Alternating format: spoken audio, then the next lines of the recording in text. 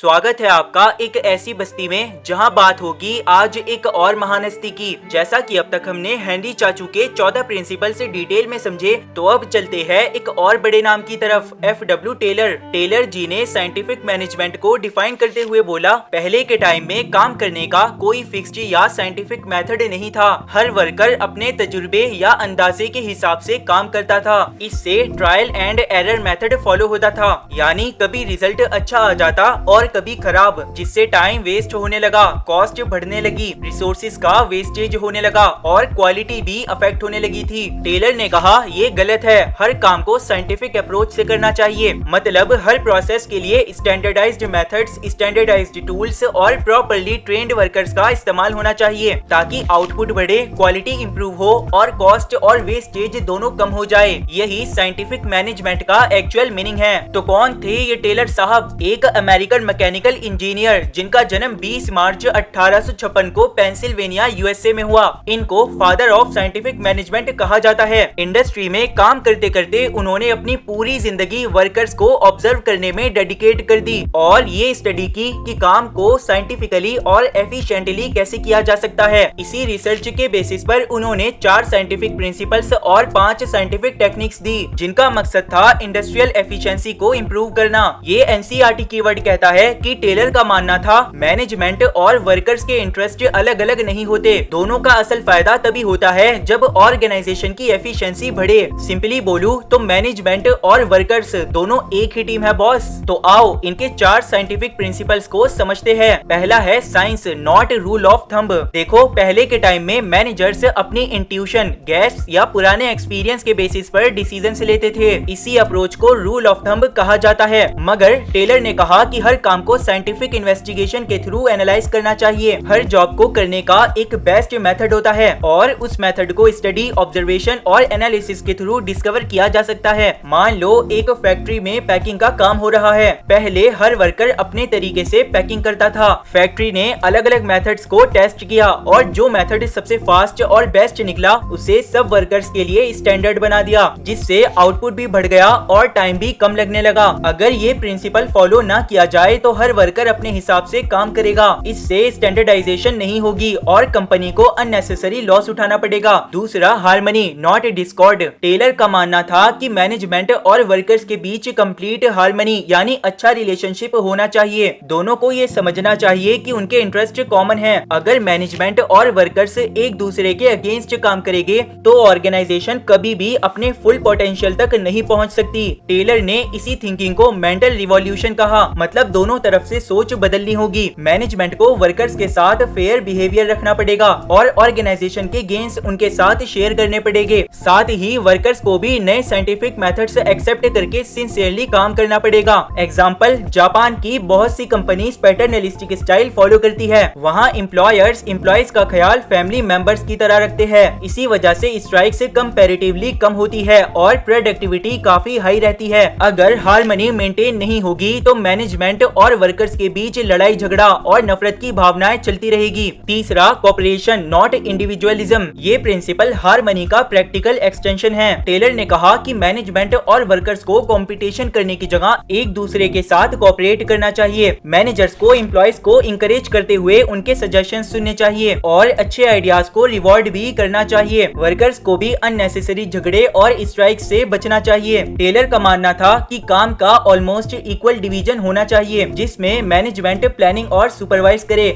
और workers efficiently execution करें। देखो, सफलता हमेशा टीम वर्क से ही मिलती है। जहां मैनेजमेंट और वर्कर्स अलग अलग कैंप्स बनाकर काम करते हैं, वहां प्रॉब्लम्स कभी खत्म नहीं होती। Fourth and last, development of each and every person to their greatest efficiency and prosperity. Taylor का मानना था कि हर वर्कर को साइंटिफिकली सिलेक्ट किया जाना चाहिए। उसके बाद उसे प्रॉपर ट्रेनिंग दी जाए ताकि वो अपनी मैक्सिमम एफिशिएंसी तक पहुंच सके और हर एम्प्लॉय को उसकी फिजिकल और मेंटल एबिलिटी साथ ही इंटेलेक्चुअल कैपेबिलिटी के हिसाब से ही काम असाइन किया जाना चाहिए। मान लो एक रेस्टोरेंट कुकिंग के लिए एक एक्सपीरियंस्ड शेफ हायर करता है और नए स्टाफ को डायरेक्टली काम पर लगाने की जगह पहले प्रॉपर ट्रेनिंग देता है, उसके बाद ही उन्हें एक्चुअल वर्क असाइन किया जाता है। तो कितना मस्त रहेगा ना। देखो, एफिशिएंसी की शुरुआत एम्प्लॉय सिलेक्शन से ही होती है। अगर इस प्रिंसिपल को फॉलो ना किया जाए, मींस गलत इंसान को गलत जॉब दे दी जाए, तो गलतियां और लॉस के अलावा कुछ नहीं मिलेगा।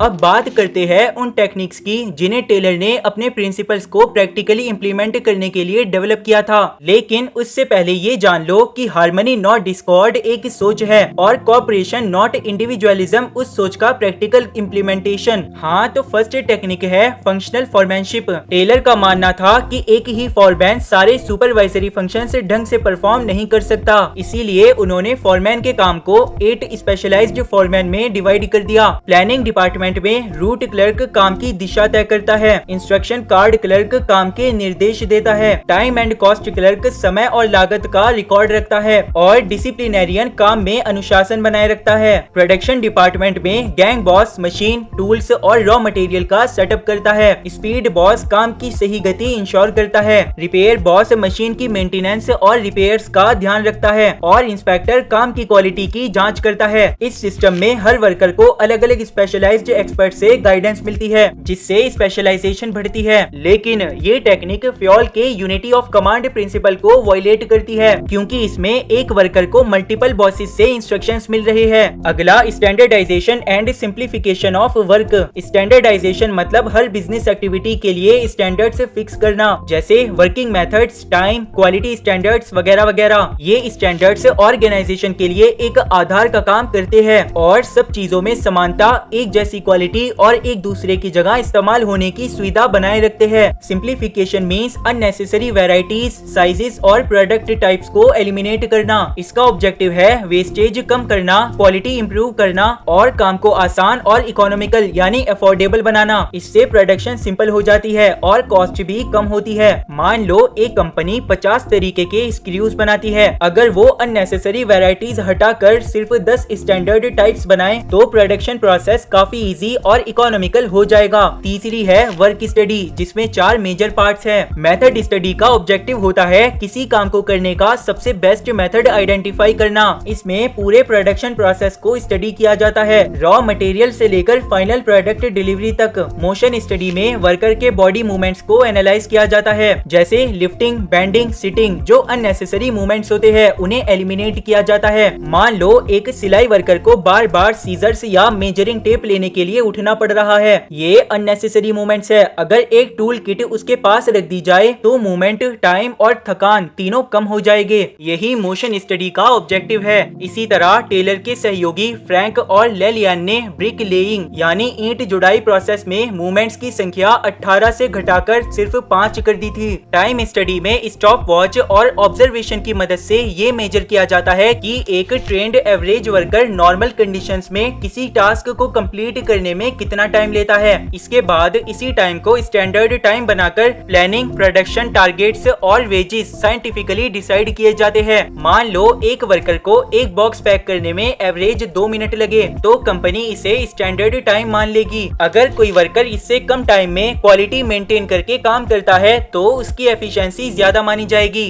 फैटीग स्टडी मींस थकान अध्ययन, जो डिटरमाइन करती है कि वर्कर कितनी देर लगातार काम कर सकता है और उसके बाद या बीच में उसे कितने रेस्ट की जरूरत होगी। प्रॉपर रेस्ट ब्रेक से एफिशिएंसी और हेल्थ बेटर रहेगी, साथ ही प्रोडक्टिविटी इंप्रूव होगी। एग्जाम्पल, हर 2 घंटे के कंटिन्यूअस वर्क के बाद 10 मिनट का ब्रेक देना। चौथा है differential piece wage system. Taylor का मानना था कि एफिशिएंट और इनएफिशिएंट वर्कर को एक जैसा रोकड़ा नहीं मिलना चाहिए, इसीलिए उन्होंने differential piece wage system suggest किया, जिसके अकॉर्डिंग जो वर्कर स्टैंडर्ड आउटपुट से ज्यादा प्रोड्यूस करेगा उसे हायर वेज रेट मिलेगी और जो स्टैंडर्ड से कम प्रोड्यूस करेगा उसे लोअर। इससे एफिशिएंट वर्कर्स मोटिवेट होते हैं और इनएफिशिएंट वर्कर्स को इम्प्रूव करने की मोटिवेशन मिलती है। बेसिकली एक स्टैंडर्ड सेट होगा और जो उससे ज्यादा माल बनाएगा उसे एक्स्ट्रा पैसे मिलेंगे। इससे कम काम करने वाला भी सोचेगा कि अरे बाकियों को ज्यादा मिल रहे हैं तो मुझे भी सीरियसली काम करना पड़ेगा अब, यानी इससे काम चोरी भी खत्म हो जाएगी। सोचो ऐसा कोई सिस्टम ना हुआ तो जो ज्यादा मेहनत करता है और जो सोता रहता है उसमें फर्क क्या रह जाएगा अगर दोनों को सेम पैसे मिलने हैं तो। लेकिन ये टेक्निक फ्योल के प्रिंसिपल ऑफ इक्विटी को वायलेट करती है, क्योंकि इसमें सब एम्प्लॉयज के साथ एक जैसा ट्रीटमेंट नहीं हो रहा। पर अगर तुम इस मामले में मेरी सोच जानना चाहते हो तो इसे पढ़ लेना। फिफ्थ और लास्ट, मेंटल रिवॉल्यूशन। इसका मतलब है मैनेजमेंट और वर्कर्स दोनों की थिंकिंग और एटीट्यूड में कंप्लीट पॉजिटिव चेंज आना। दोनों को एक दूसरे के अगेंस्ट लड़ने की जगह ट्रस्ट, रिस्पेक्ट और कोऑपरेशन के साथ काम करना चाहिए, क्योंकि जब मैनेजमेंट और वर्कर्स एक टीम की तरह काम करेंगे तभी ऑर्गेनाइजेशन और एम्प्लॉयज दोनों का फायदा होगा। इंटरेस्टिंग बात यह है कि मेंटल रिवॉल्यूशन को टेलर ने एक टेक्निक के रूप में भी एक्सप्लेन किया है जो हम अभी पढ़ रहे हैं, और इसका कॉन्सेप्ट उसके प्रिंसिपल हार्मनी नॉट डिस्कॉर्ड से भी क्लोजली रिलेटेड है। इसीलिए एग्जाम में दोनों को कनेक्ट करके लिखना एक स्ट्रॉन्ग पॉइंट माना जाता है। तो ये है बोनस स्लाइड जो एग्जाम टाइम पे तुम्हारे बहुत काम आएगी। एक ही पेज में टेलर के प्रिंसिपल्स और टेक्निक्स सब रिवाइज हो जाएंगे। आखिर में टेलर ताऊ और हेनरी चाचा का कंपैरिजन करते हैं, वैसे ही जैसे तुम्हारे पापा शर्मा जी की औलाद से तुम्हें कंपेयर करते हैं। टेलर का फोकस शॉप फ्लोर और वर्कर्स की एफिशिएंसी पर था, यानी फैक्ट्री लेवल पर, जबकि फ्योल का फोकस टॉप लेवल मैनेजमेंट और ओवरऑल एडमिनिस्ट्रेशन पर था।